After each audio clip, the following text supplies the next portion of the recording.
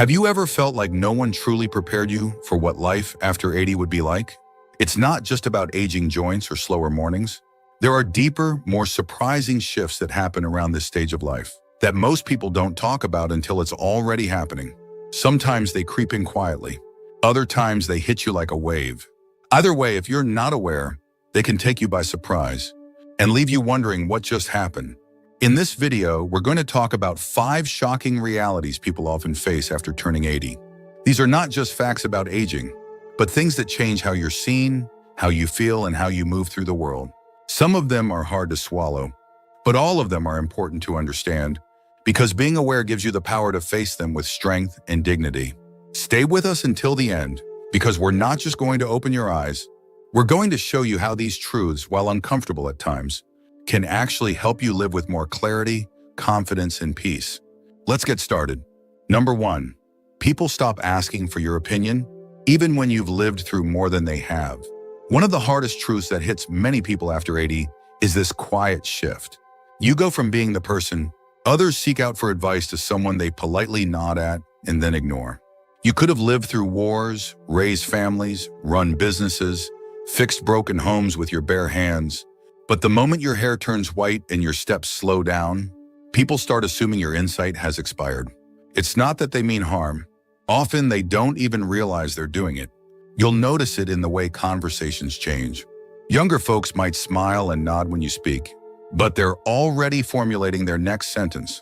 You give a suggestion and it's quickly dismissed, not with rudeness, but with that subtle tone that says, "That's not how we do things anymore." It's frustrating, not because you want to control anything, but because you know how much trial and error got you here. This shift can hit especially hard in families. A son who used to ask for your opinion before making big decisions might now just inform you afterward. A daughter-in-law might ask how you're feeling, but never ask how you see things. You go from contributor to observer in your own family. What's behind it? A cultural myth that wisdom has an expiration date. That new equals better. That old means irrelevant.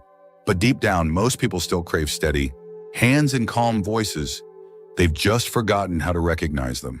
And here's the quiet irony: the less you push your opinions, the more people tend to listen when you do speak. Your restraint becomes your power. Your lived experience becomes a kind of quiet authority that doesn't need to shout. So if this is something you've noticed, don't let it make you bitter. Let it make you sharper. Fewer words, more weight.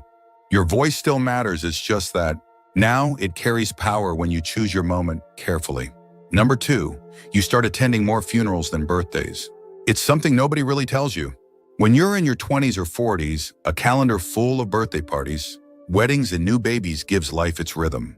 But somewhere along the road, often quietly without warning, that rhythm changes. By the time you hit 80, you find yourself pulling out darker clothes more often than party hats. The gatherings shift from celebration to farewell. And with each one, a little more of your past seems to vanish. What makes this so jarring isn't just the grief, though that alone is heavy. It's the repetition. Month after month, someone you knew, someone who made up. A part of your story is suddenly gone. Friends you used to laugh with, neighbors who used to sit on their porches, old co-workers who once felt like family. Little by little, the crowd thins, and the silence afterward lingers a little longer. There's also a strange guilt that creeps in. The guilt of still being here. Some people call it survivor's guilt. You begin to wonder, why am I still around when so many good people aren't? You might feel relief for escaping certain illnesses or accidents, but also an aching emptiness for those who didn't. And because everyone around you is dealing with their own losses, people don't always talk about it. They might offer a hug at a service, then never bring the person's name up again. That silence can make the grief feel even heavier. What many don't realize is that this constant exposure to loss wears on the soul. It can make you hesitant to connect with new people, afraid of losing them too. Or it can make you overly attached, clinging tighter to those who remain. Neither is wrong, it's your heart trying to protect itself. But it's important to remember this: every loss you felt is proof that love was there, that a connection was real, that you lived with depth and care. And as difficult as it gets, those who remain, those who still call, still visit, still care, matter more than ever. Because when you're 80 and up, love doesn't have to be wide. It just needs to be deep. A few close relationships can carry more warmth than a room full of people. So grieve when you need to. Speak their names. Share their stories. Let your tears honor the bond. But also let yourself keep living, not just existing, but truly living, even through the loss. That's the legacy they'd want you to carry. If you're still watching this video and finding these insights valuable, please comment number 2 below to let me know you're here. And if you haven't subscribed yet, I recommend you subscribe and turn on the bell so you don't miss any videos. Your support helps us continue creating good content to inform and inspire you. Now let's move forward. Number 3, doctors treat you like a checklist, not a person. It often starts subtly. You sit down in the exam room, the nurse takes your blood pressure, jots it down, then runs through a few standard questions: sleep, diet, medications. The doctor walks in, glances at the chart, asks how you're doing, but doesn't really wait for the answer. Before you can finish describing that strange ache in your back or how your energy has dipped over the last month, they're already moving on to the next item. This isn't about bad doctors. Most of them care deeply. But as you age, something shifts in how the system sees you. You stop being a person with a story and start becoming a collection of symptoms, pills, and warnings. Your past, your preferences, your personality, those things begin to fade into the background as protocols and forms take center stage. And it's not just frustrating, it can feel dehumanizing. You know your body better than anyone. You know what's new, what's different, what just feels off. But too often, that lived-in knowledge gets dismissed. You might hear, "That's just part of getting older," or "at your age." We usually expect that. It's as if age is the diagnosis, and everything else is just routine maintenance. This kind of treatment can be dangerous, not just to your health, but to your dignity. When you're brushed off or rushed through, you might stop speaking up. You might start doubting yourself. You might even begin to think, maybe I'm just overreacting, when in reality, something real needs attention. There's a reason seniors often feel hesitant to go to the doctor. It's not just about the copays or the cold waiting rooms. It's about feeling unseen. It's about walking out of an appointment more confused than when you walked in. And when you don't feel listened to, you're less likely to follow through on treatments, ask questions, or advocate for yourself. But here's something worth remembering: you have every right to be heard. You have earned the right to ask questions, to challenge quick answers, to request more time. You have the right to say, "Wait, I'm not done yet," when someone tries to move you along too quickly. And you don't have to accept a one-size-fits-all approach to your care. Some of the best care you'll ever receive will come not just from experts, but from professionals who see you as a full human being, someone with history, with context, with dignity, and sometimes you'll need to advocate to find them. It's not easy, but it's worth it. You're not a checklist. You're a whole story still unfolding. Don't let anyone treat you like a footnote. Number 4, your body might still be here, but your reflection doesn't always feel like you. There's a moment that hits many people after 80, and it's hard to put into words. You walk past a mirror or catch your reflection in a shop window, and for a second, just a second, you wonder who that is. The man or woman staring back at you has your eyes, your frame, your familiar posture, but something feels unfamiliar. Then realize, no, that's you. But it doesn't always feel like you. This disconnection can be one of the most startling and emotional realities of aging. You still feel sharp inside. You still remember how it felt to run upstairs, to dance, without effort, to stand tall without a second thought. But your skin tells a different story now. Your muscles, joints, and hair have quietly gone through their own journey, often without asking your permission. And suddenly there's a gap between how you feel and what you see. It's not vanity, it's identity. It's about reconciling the inner spark that hasn't changed with the outer shell that has. You still carry memories of being 30 or 50, or even 70 of how you looked and moved and felt. But now the physical reminders are softer, slower, less familiar. Even your smile, your hands, the way you sit, they've evolved, often without warning. And the world doesn't make it any easier. Ads, media, even well-meaning compliments can make you feel like youth is the only version of beauty worth celebrating. As if once your skin wrinkles or your hair fades, your presence somehow fades too. But here's the truth: most people don't realize there is nothing more beautiful than someone who's lived fully and shows it. Your wrinkles, they're not flaws.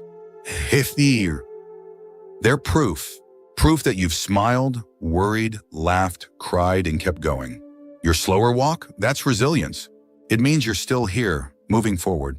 And your reflection, no matter how different it seems now, is still you. Wiser, more layered. Sometimes the hardest part is adjusting your own expectations. Letting go of the younger version of yourself doesn't mean losing who you are. It means making space to honor every version you've been and giving credit to the version you are now. You're not fading. You're evolving. You're carrying stories no one else can tell. And the reflection you see, it's not a stranger. It's someone who has lived through decades and still shows up with courage and grace. If you're still watching this video and finding these insights valuable, please comment number 4 below to let me know you're here. And if you haven't subscribed yet, I recommend you subscribe and turn on the bell so you don't miss any videos. Your support helps us continue creating good content to inform and inspire you. Now let's move forward. Number 5, the world around you moves too fast, and you're expected to keep up or be left behind. There comes a point where the pace of the world starts to outstrip your own, not just physically, but mentally, emotionally, culturally. After 80, it's not uncommon to feel like the world you once knew has morphed into something unrecognizable almost overnight. And the hardest part? Everyone else seems to expect you to just adapt without pause. It shows up in everyday moments. You go to pay for groceries and find yourself facing a self-checkout machine with flashing buttons and no clear instructions. You try to make a doctor's appointment, but now it's all online portals and long menus with robotic voices. You receive an invitation to a family event, but it's through a text group you weren't even added to. Life has sped up, and somewhere along the line, it stopped waiting for you. This feeling of being left behind can create an invisible kind of isolation. Not because people don't care, but because they assume you're keeping up. Or worse, they don't notice that you're struggling. What used to be a simple phone call now requires remembering passwords, navigating apps, and scrolling through menus that were clearly designed by people under 40. Even conversations can feel foreign, full of slang, memes, and references that don't connect. It's not about being out of touch. It's about being overwhelmed by constant change that you never asked for and didn't grow up with. You've adapted your whole life through wars, recessions, cultural revolutions. But after a certain point, when every update comes with a learning curve, the energy to keep learning starts to wear thin. And yet you're still expected to perform, to stay reachable, to be with it. If you express frustration, you're labeled as resistant or set in your ways. If you ask for help, people get impatient or say, "It's easy, just tap here." The pace doesn't slow. It assumes you'll speed up. But here's something worth saying out loud. You don't owe anyone speed. You don't need to rush to fit into a mold that wasn't designed for you. There's nothing wrong with choosing slowness, with wanting clarity over convenience, conversation over clicks. In fact, the wisdom and presence you bring into the room often offer more value than the latest app ever could. Instead of fighting the current, you can choose where to step in and where to step back. You can ask for help without apology. You can set boundaries around the pace that works for you. And you can remind those around you that experience is not a thing to be outpaced, it's something to be leaned on. The truth is, the world may not slow down. But that doesn't mean you have to race to keep up.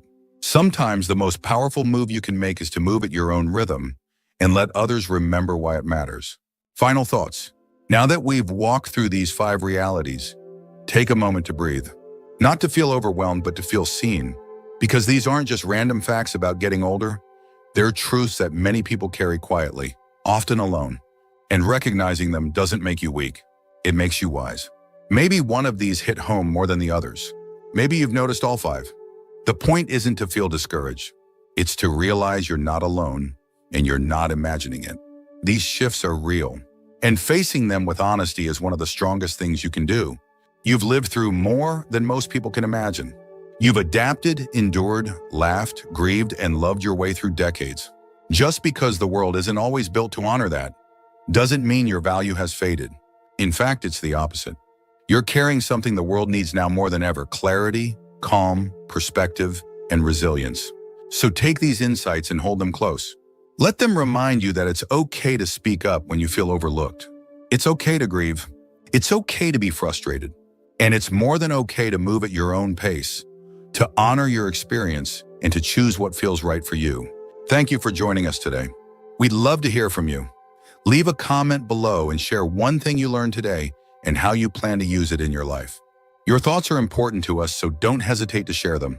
Reading your comments gives us great motivation and encouragement.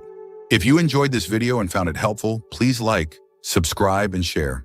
Your support helps us continue creating good content to inform and inspire you. Thanks for watching, and we look forward to seeing you in the next video.